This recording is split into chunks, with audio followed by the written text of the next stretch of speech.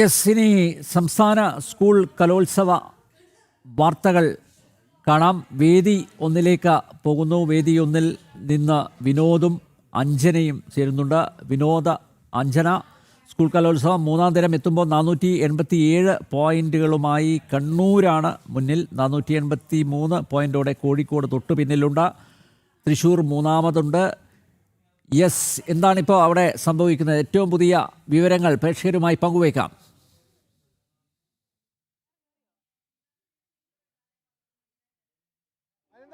അനന്തപിയാർ സൂചിപ്പിച്ചതുപോലെ തന്നെ കണ്ണൂരാണ് ഇപ്പോൾ ഏറ്റവും കൂടുതൽ പോയിന്റുമായി ഒന്നാം സ്ഥാനത്ത് ഉള്ളത്. അത് പറയുമ്പോൾ അനന്തപിയാർക്ക് കുറച്ച് അഭിമാനം കൂടുതലായിരിക്കും, കാരണം കണ്ണൂരുകാരനാണല്ലോ, അതുകൊണ്ട്. പക്ഷേ അങ്ങനെയല്ല, തൃശ്ശൂരായിരുന്നു കഴിഞ്ഞ തവണ കപ്പ് നേടിയത്. അവർ മൂന്നാം സ്ഥാനത്തുണ്ട്. വലിയ പോയിന്റ് വ്യത്യാസമൊന്നുമില്ല.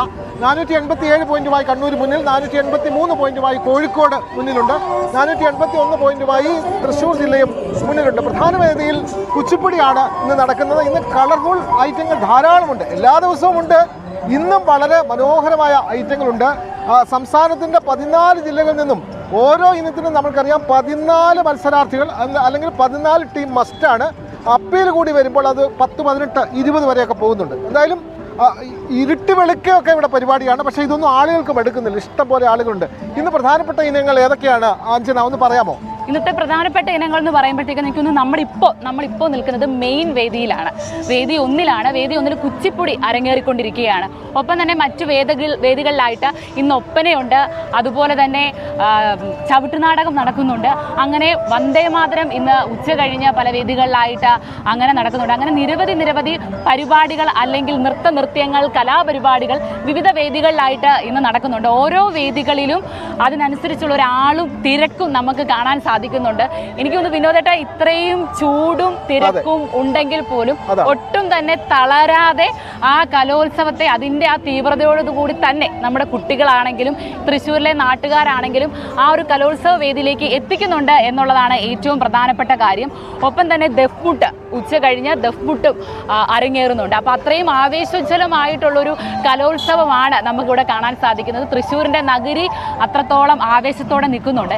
ഏറ്റവും പ്രധാനപ്പെട്ട ഒരു കാര്യം എന്ന് പറയുന്നത്, ഇത്രയും തന്നെ തിരക്കുണ്ടെങ്കിൽ പോലും അതൊട്ടും തന്നെ നമ്മുടെ കുട്ടികളെ ബാധിക്കുന്നില്ല എന്നുള്ളതാണ്. കുട്ടികളെ മാത്രമല്ല, എനിക്ക് തോന്നുന്നു ഒരു പരിധിവരെ നമ്മളെയും ബാധിക്കുന്നില്ല.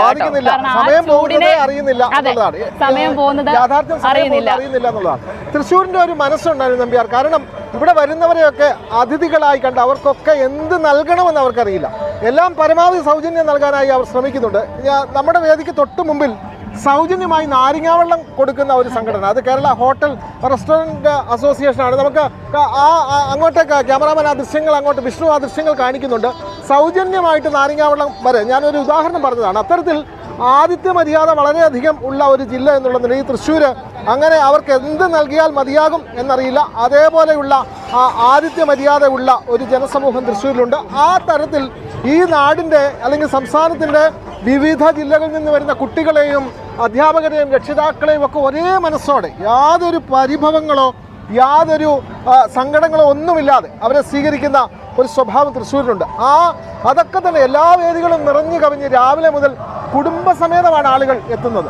കൊച്ചുമക്കൾ, പ്രായമായവരുണ്ട്. ഇന്നലെ 84-85 വയസ്സുള്ള ഒരു മുത്തച്ഛനെ കണ്ടു. അവർ പറയുന്നത് ഇതൊരു സന്തോഷമല്ലേ, ഞങ്ങളുടെ പ്രായം കുറയ്ക്കാൻ ഞങ്ങൾക്ക് ഏറ്റവും കൂടുതൽ നല്ലത് ഈ കലോത്സവമാണെന്നാണ് പറയുന്നത്. പ്രായം കുറയ്ക്കാൻ ഈ വേദിയിലോട്ട് വന്നു കഴിഞ്ഞാൽ ഏറ്റവും വലിയൊരു ഗുണം തോന്നുന്നത്, നമ്മൾ കുറച്ചും കൂടെ പ്രായം കുറയും, നമുക്ക് പഴയകാല ഓർമ്മകളിലേക്ക് പോകാനൊക്കും. ഒപ്പം തന്നെ നമ്മളും ഒരു കലാകാരനോ കലാകാരിയായിട്ട് മാറുന്ന ഒരു നിമിഷം കൂടിയാണ്. പ്രത്യേകിച്ച് മാധ്യമപ്രവർത്തകരെ സംബന്ധിച്ചിടത്തോളം നമ്മൾ തിരക്കിട്ടൊരു ഓട്ടമായിരിക്കും ഓരോ വേദികളിൽ എന്ത് നടക്കുന്നു എന്നുള്ളത്. ആ ഒരു തിരക്കിനോടൊപ്പം തന്നെ നമുക്ക് കാണാൻ പറ്റുന്ന ഒരു കാര്യം എന്ന് പറഞ്ഞു കഴിഞ്ഞാൽ, നമ്മളും കലാകാരനും കലാകാരിയുമായി മാറും. പണ്ടത്തെ നർത്തകനോ നർത്തകിയോ പാട്ടുകാരനോ പാട്ടുകാരിയാണെങ്കിൽ നമ്മളും അവർക്കൊപ്പം താളം പിടിക്കും. ആ ഒരു ആവേശം ഇവിടെ നമുക്ക് മുഴുവൻ കിട്ടുന്നുണ്ട്. ഇന്ന് കലോത്സവം തുടങ്ങിയിട്ട് 3ാമത്തെ ദിവസമാണ്. പക്ഷെ 3ാമത്തെ ദിവസമായപ്പോഴാണ് എനിക്ക് തോന്നുന്നു വിനോദേട്ട, കുറച്ചും കൂടെ ചൂട് കൂടുന്നു, ആവേശം കൂടുന്നു. ഇതിപ്പോ 3ാമത്തെ ദിവസം എത്തുമ്പോൾ നേരത്തെ അഞ്ജന പറഞ്ഞതുപോലെ ഇതങ്ങ് കഴിഞ്ഞു പോകുകയാണല്ലോ, 2 ദിവസം കൂടി ഉള്ളല്ലോ എന്നൊരു വിഷമമാണ്. മറ്റേതെങ്കിലും ഇവന്റിൽ വരുമ്പോൾ ഇത് തീരുന്നുമില്ലല്ലോ എന്നുള്ളതാണ്. പക്ഷേ അയ്യോ, ഇനി 2 ദിവസം കൂടെ ഉള്ളൂ എന്നുള്ളൊരു സങ്കടമാണ്. തൃശ്ശൂരിന്റെ നമ്മൾ നേരെ നിൽക്കുന്നത് പ്രധാനപ്പെട്ട വേദി എന്ന് പറയുന്നത് നമുക്കറിയാം, പൂരം നടക്കുന്ന പ്രധാനപ്പെട്ട വടക്കുംനാഥന്റെ മണ്ണിലാണ് ഇത് നടക്കുന്നത്. അതിന് നേരെ ഓപ്പോസിറ്റാണ് പാറമേക്കാവ് ഭഗവതി.